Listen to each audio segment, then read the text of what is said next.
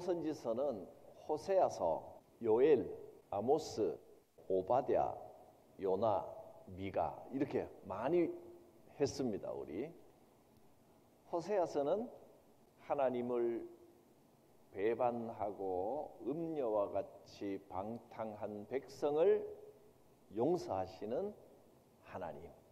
요엘서 하면 뭐가 생각나요? 메뚜기 재앙.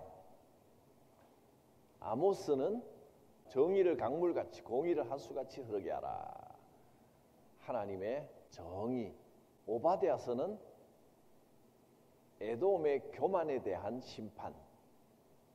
요나서는 니느웨에 대한 심판 경고, 그리고 니느웨를 아끼시는 하나님. 미가서는 하나님이 기뻐하시는 것,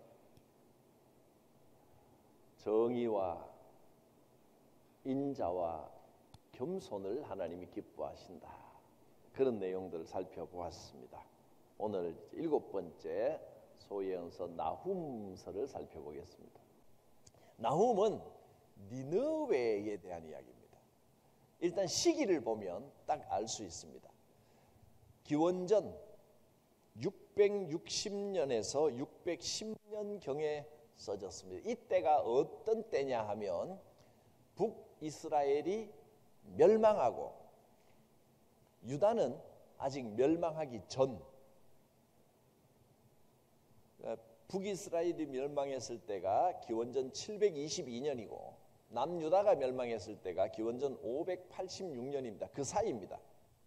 백성들이 굉장한 위기감을 느낄 때입니다. 이스라엘이 다투기도 하고 전쟁도 하고 때로는 친하게 지내기도 하고 아웅다웅했던 같은 민족으로 이루어진 나라가 지구상에서 완전히 사라지도록 멸망해버렸단 말이죠. 그 충격이 엄청나게 컸습니다.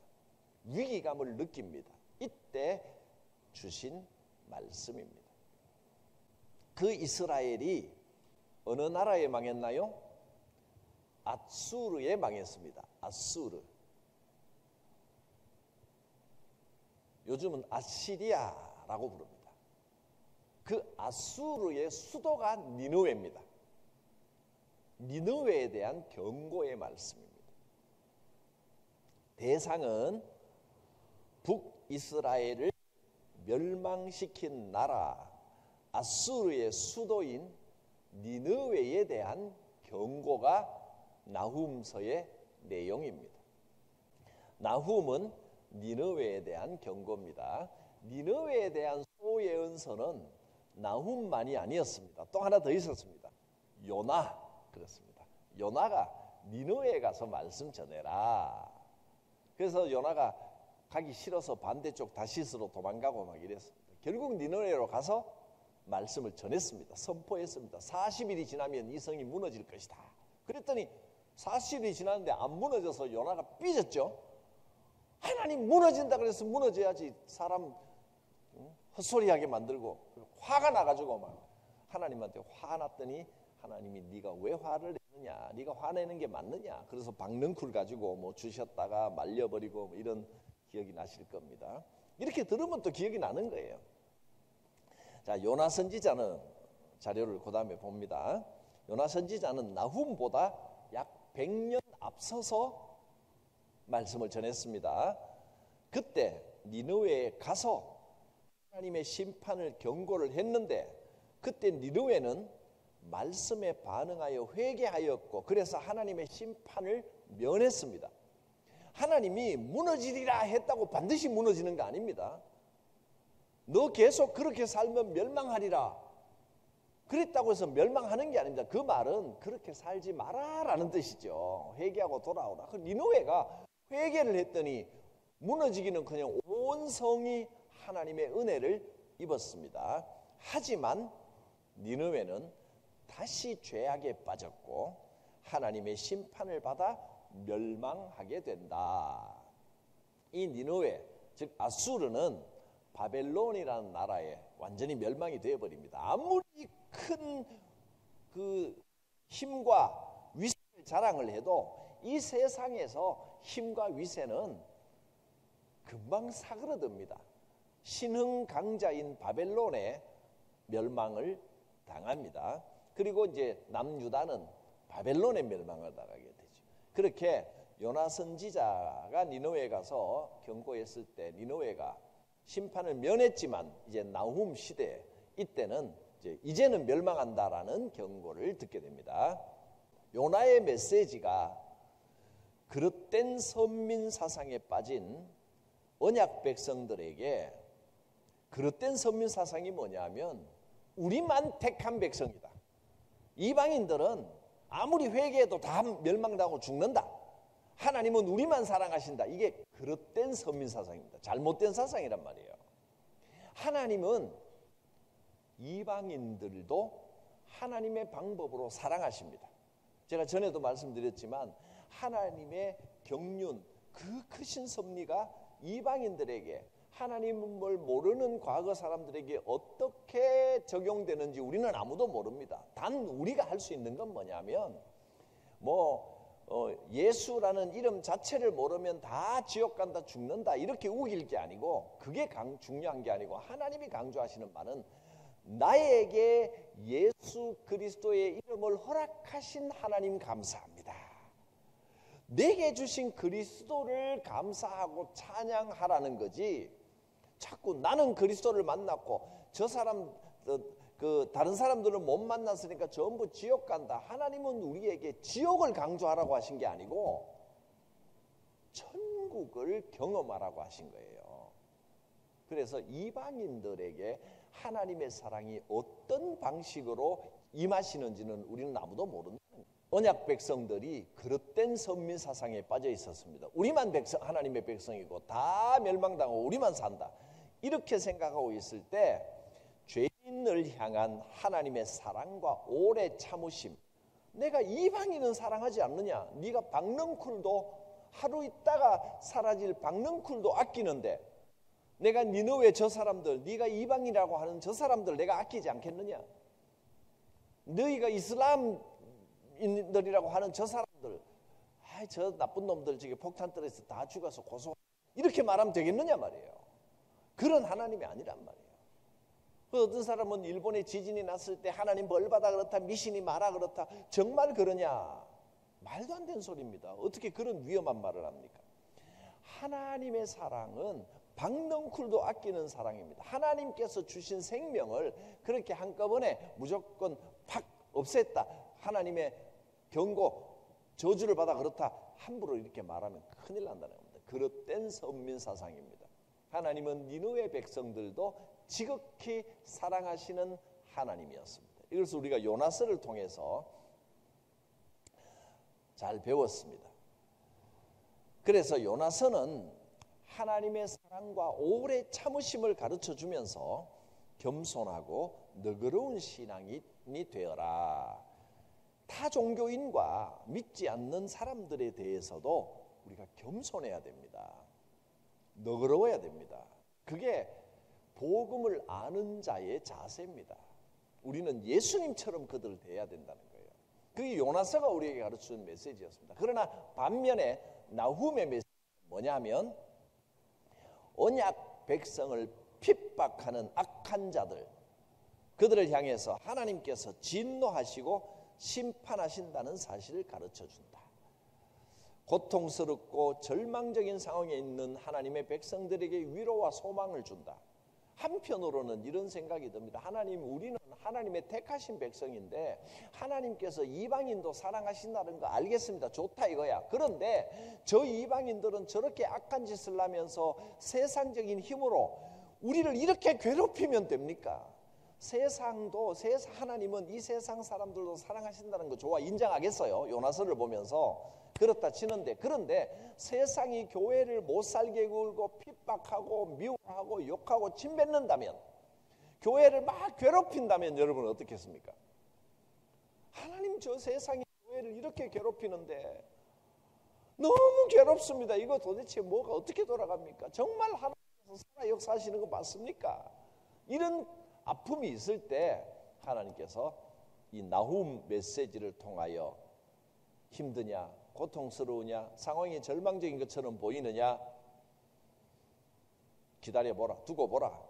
하나님께서는 악한 자들에게 반드시 그에 맞는 대가를 치르게 해주시고, 변함없이 하나님을 소망하며 바라보는 너희에게는 하나님께서 반드시 갚아주신다. 이런 위로와 소망을 주는 메시지입니다. 그러니까 니느웨는 망한다라는 말이 니느웨가 망한다는 메시지를 주기 위해서가 아니라, 고난받는 백성들이요 하나님께서는 반드시 갚아주신다라고 하는 소망을 주기 위해서 전해주는, 악한 자들의 멸망에 대한 이야기가 사실은 언약 백성들에 대한 소망과 위로의 메시지다 하는 말씀입니다. 주제를 한번 보겠습니다. 니느웨에 대한 경고를 통해서 사실은 백성들에게 소망을 주시려는 목적입니다. 그러니까 소재는 니느웨에 대한 거지만 주제는 사실은 언약 백성들, 유다 백성들에게 대한 이야기입니다. 이 세상 악한 자들은 곧 망한다. 조금만 기다려봐라. 이 말이 저자들이 망한다라는 말을 하려고 하는 게 아니라, 고난받고 어려움 가운데 있는 성도들이요 반드시 하나님은 선은 선으로 갚으시고 악은 악으로 갚으시는 분이니까 조금만 소망을 가지고 기다리십시오. 좀 더 기다리십시오. 위로받으십시오 라는 위로의 말씀이라는 겁니다. 하나님의 백성을 대적하는 자들은 반드시 망한다. 이런 말씀인데, 망한다 경고가 있는데, 재밌게도 나훔이라는 이름의 뜻은 위로라는 뜻입니다. 위로의 선지자입니다. 위로하는 선지자가 계속 니느웨 저거 망한다. 애굽도 망한다. 힘있다는 세상 것들 다 망한다. 이 이야기를 하는데, 이 말을 통하여 고난 중에 있는 백성들, 불안한 성도들이여 염려하지 말고 소망 가운데 위로를 가지십시오. 하나님은 반드시 갚아주시는 하나님이십니다. 그런 내용, 그런 주제입니다. 자, 내용을 한번 살펴보겠습니다. 3장으로 이루어진 짧은 책인데 1장은 1번, 2번 이 두 가지 내용입니다. 첫째, 대적자에게 진노하시는 하나님. 하나님을 대적하고 언약 백성을 대적한 자들에게는 반드시 진노하시는 하나님입니다. 그래서 나훔에서 특징적으로 나오는 말씀이 질투하시는 하나님이라는 말입니다. 한번 읽어보겠습니다. 1장 2절. 1장 1절은 니느웨에 대한 경고, 나훔의 예언이다라는 서론적인 이야기고요. 2절, 동작 빠르네. 1절 갔다 2절 갔다 자막이 착착착 나옵니다. 2절, 여호와는 질투하시며 보복하시는 하나님이시라. 우리 이현우 전도사님이 방송에 자막하는 자리에 딱 앉아 있으니까 제가 너무너무 편합니다. 저렇게 동작 빠르고 눈치 빠르고 센스 있고 손도 빨라. 감사합니다. 훌륭합니다. 이 또 넣으라고 두 말도 안 했는데 알아서 찾아가지고 준비했다가 착 집어넣네요. 제가 1절 하니까 1절 갔다가 2절 하니까 2절 갔다가 한번 보실래요? 자, 1장 1절 2절 1절 2절 이렇게 빠릅니다. 여호와는 질투하시는 하나님이십니다. 보복하시는 하나님이십니다. 질투, 보복, 이 무서운 글들인데 이것이 지금 이스라엘 백성들에게는 큰 위로가 되는 말씀이라는 겁니다. 여호와는 보복하시며 진노하시되 자기를 거스르는 자에게, 여호와는 보복하시며 자기를 대적하는 자에게 진노를 품으신다. 저 패역한 자들, 행악하는 자들, 여러분을 괴롭히는 자들 하나님께서 곧 갚으신다. 조금만 두고 보라. 반드시 갚으신다. 여러분이 화내고 막 분노하고 하는 만큼 하나님이 더 분노하고 계시다. 하나님은 때를 기다리시고 계시다. 위로가 좀 됩니까? 하나님께서는 우리보다 더 많이 안타까워하시면서 하늘의 복을 이만큼 쌓아두고 부어주시려고 하는데 우리가 준비가 안 돼서 못 부어주시니까 선물 준비해 놓은 사람은 얼마나 조급하겠어. 이거 주고 싶은데 줄 수가 없어. 우리의 믿음의 통로가 요만해요. 이 선물을 부어줘도 쫄쫄쫄쫄쫄 들어가. 하나님께서 더 안타까우실 것 같아요. 준비 다 되어 있는데 우리 믿음의 통로만 아멘 하면 복이 펑펑 쏟아지는데 하나님은 정말 응답하시고 싶어 하셔요. 하나님은 우리에게 복 주고 싶어서 안달이 나셨습니다. 처음부터 우리에게는 정말 어울리지도 않는 우주보다 크고 넓은 사랑을 예비하시고 우리를 이끌어 오셨습니다. 하나님의 사랑, 하나님의 축복, 감히 말할 수도 없을 만큼 크고 놀랍게 준비되어 있습니다. 믿음의 통로만 열리면 됩니다. 복 받을 준비만 되면 한없이 복을 부어 주십니다. 또 벌 받을 자를 진노할 때 우리가 너무 답답해서 힘들어서 하나님 왜 내 사정을 몰라주십니까? 하는데 여러분 하나님이 사정을 몰라주시는 게 아니고 하나님은 더 안타까워하십니다. 조금만 기다려. 내가 다 갚아주마. 조금만 더 기다려봐라. 이렇게 지금 말씀하고 계시는 겁니다. 하나님이 우리를 대적하는 자들에 대하여 진노를 품으셨다고 말했습니다. 자, 3절 자료에 노하 더디하시지만 벌 받을 자들을 결코 그냥 내버려 두지는 않으십니다.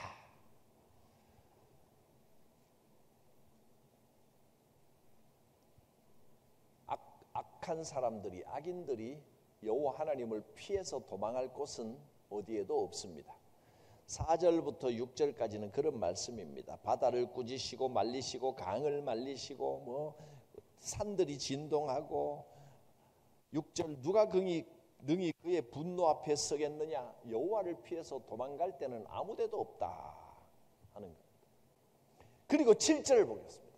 여호와는 선하시며 환난 날에 산성이시라. 그는 자기에게 피하는 자들을 아시느니라. 할렐루야. 여호와께서 환난 날에 산성이 되십니다. 여호와는 피하는 자들을 아시고 보호하여 주십니다. 그 다음에 12절 내용을 읽었습니다. 여호와께서 이같이 말씀하시기를 이렇게 나와 있는데 세상 사람들이 우리의 대적들이 아무리 강하고 많을지라도 반드시 멸망한다. 없어질 것이다.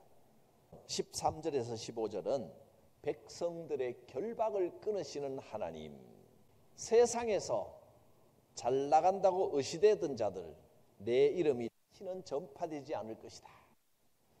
내 이름이 다시 전파되지 않을 것이다. 내가 내 신들의 집에서 새긴 우상과 부은 우상을 멸절시킬 것이고 내 무덤을 준비할 것이다. 네가 쓸모없는 것처럼 것이다. 15절 악인은 완전히 망할 것이다. 이것이 아름다운 소식이 될 것이다. 볼지어다 아름다운 소식을 알리고 화평 전하는 자의 발이 산 위에 있도다. 주의 이 진노의 소식이 백성들에게 아름다운 소식이 되고 화평의 소식이 됩니다. 너희는 오직 하나님 앞에서 너희의 할 일만 성실하게 하면 하나님께서 반드시 갚으신다. 그것이 두 번째 줄 이 말입니다. 내 절기를 지키고 내 서원을 갚아라. 악인은 반드시 진멸된다. 그가 다시는 내 가운데로 보이지 않을 것이다. 내 가운데로 막 다니지 못하게 될 것이다. 이것이 1장의 내용이었습니다. 자, 2장으로 넘어갑니다.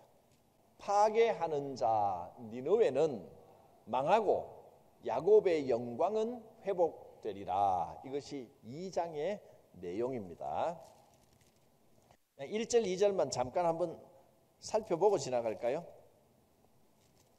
2장 1절 2절 파괴하는 자가 너를 치러 올라왔나니 너는 산성을 지키며 길을 파수하며 내 허리를 굳게 견고히 묶고 내 힘을 크게 굳게 할지어다. 2절 여호와께서 야곱의 영광을 회복하십니다.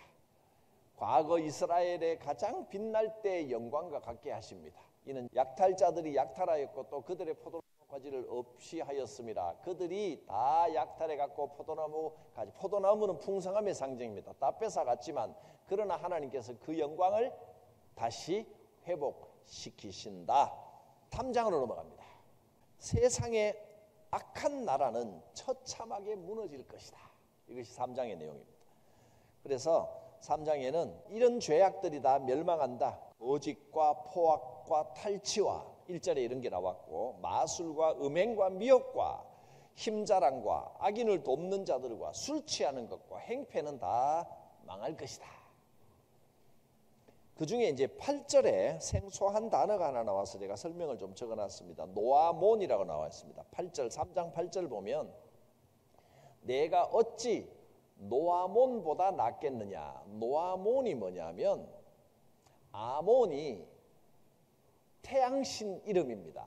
아몬 신이 애굽에서 섬기는 태양신입니다. 이집트는 주로 태양신을 섬기고 애굽의 파라오는 태양신의 아들이라.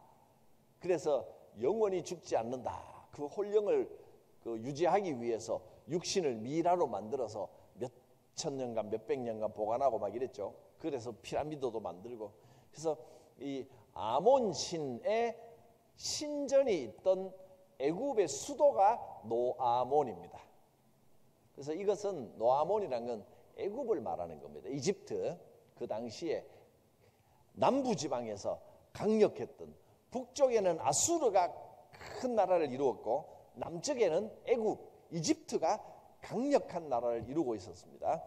노아몬이라는 표현이 나왔습니다. 그다음 9절 보면 구스와 애굽이 나오죠. 애굽은 이집트, 구스는 이디오피아가 구스입니다. 그러니까 여기에 구스가 성경에 자주 언급되는 걸 보면 이때 이디오피아가 지금은 못 사는 나라가 되고 뭐 식량난이 있고 어렵고 뭐 여러 가지 말이 많지만 이때는 상당히 강력한 국가였다 하는 것을 알 수가 있습니다. 아프리카 이디오피아.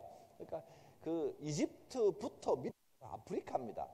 그러니까 여기에 이 이스라엘 유다 나라는 위쪽으로도 이 통상을 하지만 밑에 아프리카하고 많은 교류가 있었다는 것을 우리가 알 수 있습니다. 그래서 그 예수님 제자 중에 빌립이 구스에서 온 이디오피아 내시에게 강에서 복음을 전하고 그 자리에서 세례를 주잖아요. 그 내시가 상당히 권력이 있을 거 아닙니까? 여왕의 측근에서, 이디오피아 여왕의 측근에서 보좌하던 그 내시가 그 나라에 가서 자기 사람들에게 전도를 많이 한 것 같아요. 그래서 지금 이 이디오피아에 언제부터 시작됐는지는 몰라도 그 나라 안에 있는 그 구스의 이디오피아의 기독교 이 전통을 가지고 있는 교회들이 상당히 있습니다. 그러니까 성경의 이 전통들이 남아 있다는 겁니다. 그렇습니다. 이 주변 나라들에 대한 이야기였고요. 자, 멸망하는 모습을 구체적으로 어떻게 표현했는지 한번 보겠습니다. 멸망의 모습 2절에 보면 휙휙하는 채찍 소리, 윙윙하는 병거 바퀴 소리, 뛰는 말, 달리는 병거, 충돌하는 기병, 번쩍이는 칼, 번개 같은 창, 죽임당한 자의 때. 나훔이 상당히 시적인 어떤 글을 쓰는 사람이었던 것 같아요. 재밌게 써놨습니다. 생동감 있게. 특히 이거는 여러분이 확인할 길이 없어서 뭐 자료에 쓸까 하다가 제가 뺐는데요. 성경을 연구하는 분들은 나훔서 2장을 참 재밌게 봅니다. 나훔서 2장이 우리말로는 표시가 안 됩니다. 그런데 히브리어 원어에는 첫 글자를 알파벳 순으로 배열을 해놨어요. 그러니까 마치 우리가 말 같으면 가나다 2절은 나로 시작하고 3절은 다로 시작하고 이렇게 시 쓰듯이 시조처럼 이렇게 딱 배열을 해놨어. 나훔이 상당히 씻는 걸 좋아했던 이런 사람인 것 같아요. 3장 보면 굉장히 생동감 있죠. 자료만 읽고 지나가겠습니다. 휙휙하는 채찍 소리, 부끄러운 것들이 드러나서 구경거리가 되고 니느웨가 황폐하리라. 돕는 자들도 망한다. 그 돕는 자들, 구스, 애굽, 붓, 루빔 이런 자들 산성은 무화과처럼 떨어지고 장정도 여인처럼 약해지고 성문이 열리고 빗장은 불에 탈 것이다. 불이 삼키며 칼에 베임을 당한다. 방백이 메뚜기같이 된다. 산들이 흩어진다. 상처는 고칠 수 없고 부상은 중하여 듣는 자가 손뼉을 친다. 이런 내용들이 멸망하는 모습들을 3장에서 표현해놨는데 아주 시적으로 이렇게 표현을 해놨습니다. 멸망의 이유 3장 19절 마지막 절입니다. 그들이 하나님의 백성이 내게 행패를 당하였기 때문에 너는 멸망한다. 이게 마지막 나훔의 마지막 구절입니다. 내 상처는 고칠 수 없고 내 부상은 중하도다. 내 소식을 듣는 자가 다 너를 보고 손뼉을 치나니. 여기서 내는 니느웨를 말하는 거죠. 니느웨는 회복될 수 없는 치명상을 입을 것이다. 이는 그들이 즉 이스라엘 하나님의 백성이 항상 너에게 행패를 당하였지 않느냐 이렇게 마무리를 했습니다. 교훈입니다. 1번 질투하시는 하나님. 나훔 하면 이것만 기억하시면 됩니다. 니느웨에 대한 경고, 질투하시는 하나님. 하나님께서 이토록 진노하시며 보복하시는 까닭은 질투하시는 하나님이시기 때문입니다. 하나님이 질투하신다고 말하는 것은 하나님과 그분의 백성들의 특별한 관계, 곧 언약에 기초한 표현이다. 하나님께서는 1대1로 나를 사랑하신다는 겁니다. 자기의 전부로 우리를 사랑하셨고 우리에게도 우리의 전부로 하나님만을 사랑할 것을 요구하신다. 하나님의 백성이 악인들에게 핍박을 받을 때 하나님께서는 동일한 질투로 악인들에게 진노하고 징계하신다. 2번 그럼에도 불구하고 하나님의 백성들이 하나님의 진노와 심판을 두려워하지 않을 이유는 뭐냐면 하나님의 진노와 심판이 너무도 무섭고 심각한 일이고 악인들을 향해 맹렬히 진노하시고 심판하시지만 겸손히 하나님을 찾고 신뢰하는 자들에게는 피난처, 산성이 되어 주신다. 여호와는 선하시며 환난 날의 산성이시라. 그는 자기에게 의뢰하는 자들을 아시느니라. 하나님께서는 그리스도 안에서 모든 악인들을 심판하셔서 다시는 하나님의 백성을 괴롭게 하지 못하도록 하신다. 마지막 읽고 마치겠습니다. 나훔이 전하는 니느웨의 심판 메시지가 하나님의 백성에게는 구원을 전하는 아름답고 복된 소식, 곧 복음이다. 아멘. 나훔서를 공부를 했습니다. 거룩하신 하나님, 오늘 나훔서를 통하여 우리를 질투하시도록 사랑하시는 하나님의 그 사랑과 반드시 갚으신다고 위로하시는 하나님의 위로의 음성을 들었습니다. 소망 가운데 주의 위로를 받으며 매일매일 주님과 동행하는 우리의 삶이 되게 하여 주시옵소서. 하나님의 크신 사랑하심과 구주 예수 그리스도의 구원의 은혜와 성령 하나님의 교통하심이 성도들 머리 위에, 가정 위에, 생업 위에, 주의 교회 위에, 이 나라 이 민족 위에 함께 하시기를 축원하옵나이다. 아멘.